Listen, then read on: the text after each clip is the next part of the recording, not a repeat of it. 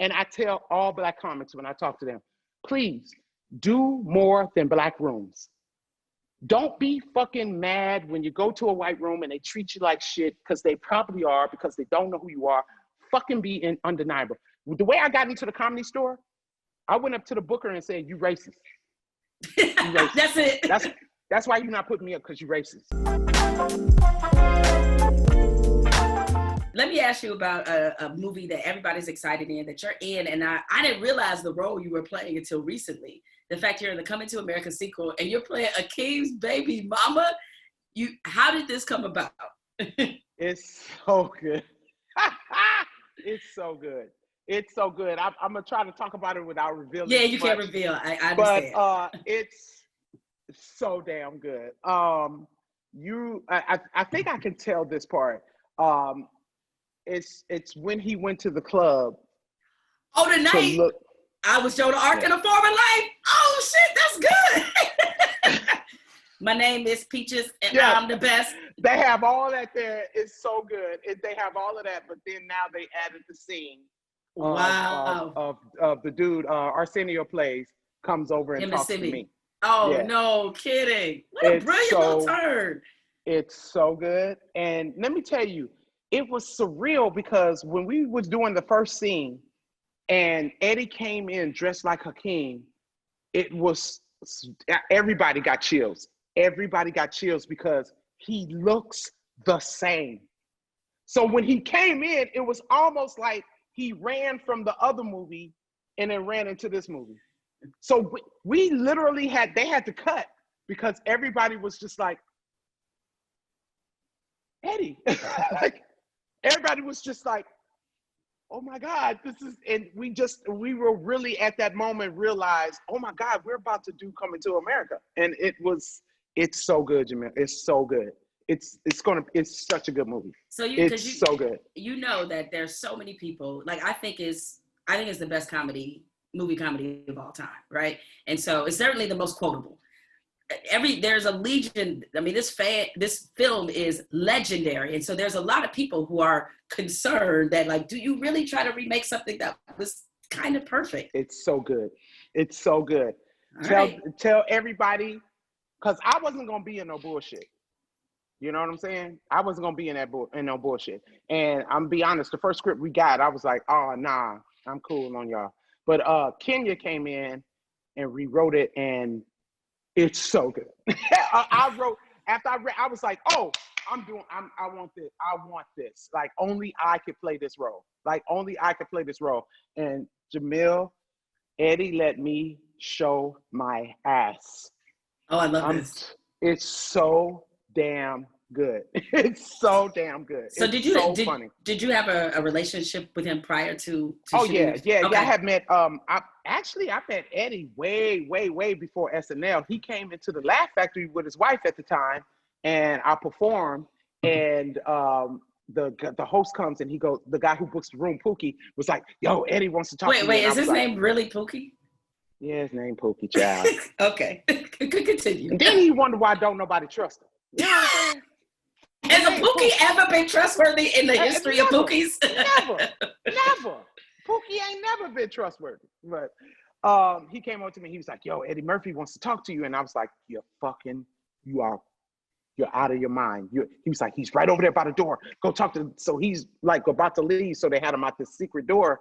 And he was like, oh my God, you are so funny. Me and my wife, we watch you on BET. And I'm just like, hey, Eddie Murphy, you watching Comic View? What the fuck? So you weren't surprised he thought you were funny. You were more surprised that he was actually watching Comic View. Yeah, I was like, you watch Comic View? He was like, yeah, man, there's some funny people on there. And then I told him, then that's when I asked him, because, you know, Comic View was one of those things that only Black comedians could really do over and over and over. And I said, well, how many times would you have done it? Would you have done BET? He's like, as many times as you need to get the fuck on. And because I was worried that I was doing it too much. I think I did it 3 times and was like, I don't want to do it no more. But he was like, you keep doing that shit until you fucking get the fuck on. You ain't famous. Like, don't nobody know you. You know, that's right.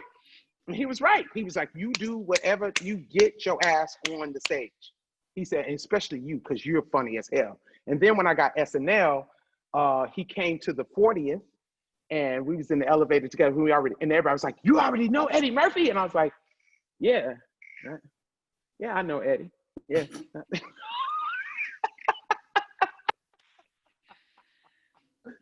But yeah, we kind of knew each other before everything. Oh, that's perfect. Well, he hit on something that you've talked about before about kind of how you broke out of a particular bubble or a particular box. I want to talk to you about that, but first we have to take a quick break, and we'll be back with more with the hilarious Leslie Jones in just a moment. Before the break, Leslie, you mentioned how Eddie Murphy told you, do Comic View as long as you need to before you can move on. And for a while, you were pigeonholed as the Black comedian, right? And so, or maybe even the Black female comedian to be more specific. So I know you had to take a number of steps to kind of get out of that. Yeah. How did you do it?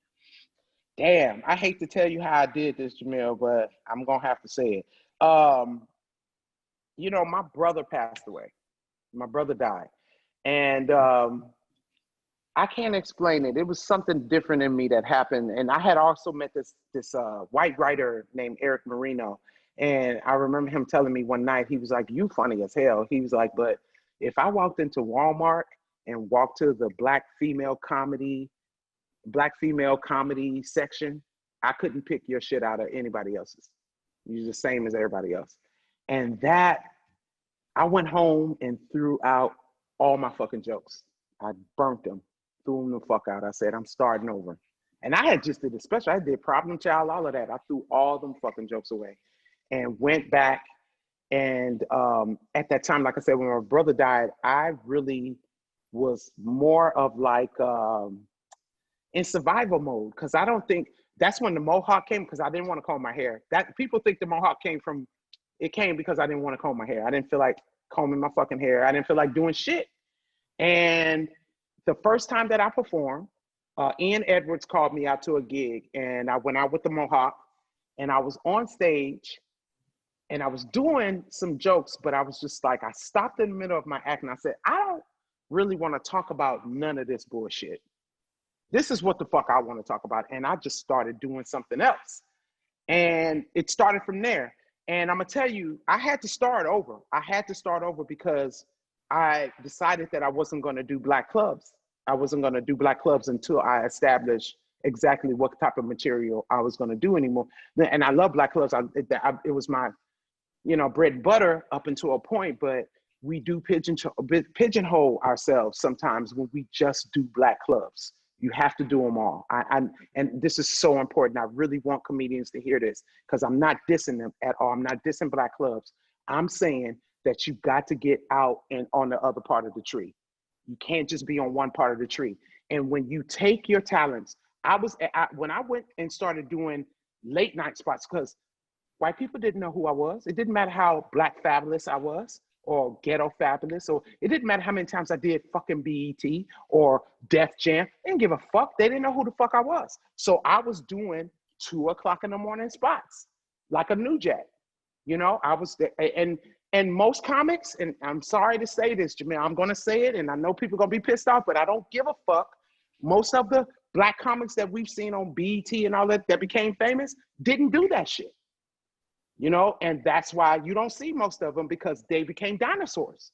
They may still be performing or whatever, but they're doing just that.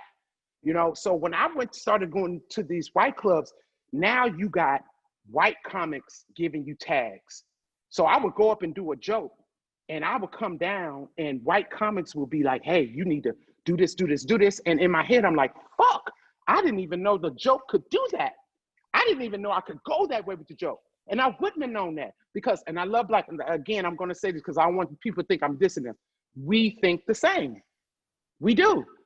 Black comics would give me the same tags that I'm already thinking, So it's almost like it's a combination. It's mixing seasonings, Like I would love for Tony Roberts to perform at a white club and have white comics just come and because Tony Roberts is funny as fuck.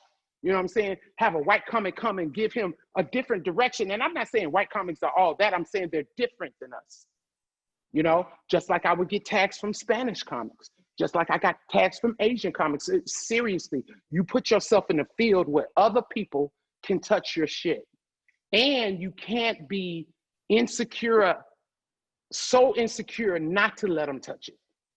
Does that make sense? Like, don't be scared that somebody's going to give you a fucking line, and give them credit for it. It's okay. You wrote the joke. He gave you a line. He didn't write like a lot of comics is like that too. Like, oh no, I wrote it. You know, that's stupid because you're limiting yourself. So once I started doing that, it was like I could talk about anything. Like it was just like crazy. Oh my God, I could talk about this now. Oh, I'm not restricted to this now. Ooh. It's a whole different world. And I tell all Black comics when I talk to them, please do more than Black rooms. Don't be fucking mad when you go to a white room and they treat you like shit, because they probably are, because they don't know who you are. Fucking be undeniable. The way I got into the Comedy Store, I went up to the booker and said, you racist. You racist. That's it. That's why you're not putting me up, because you're racist. And he's like, no, I'm not. I was like, you're fucking racist, because you only put me up on Black Night. Why don't you put me up in this room? And I was like, put me up at a good time, because you know you're racist. You're racist. He was like, okay. So I'm gonna put you up at 10:30. He's like, if you don't rip, you don't get no more spots. 1 or 2 o'clock. I was like, okay. I went up there and fucking massacred that shit.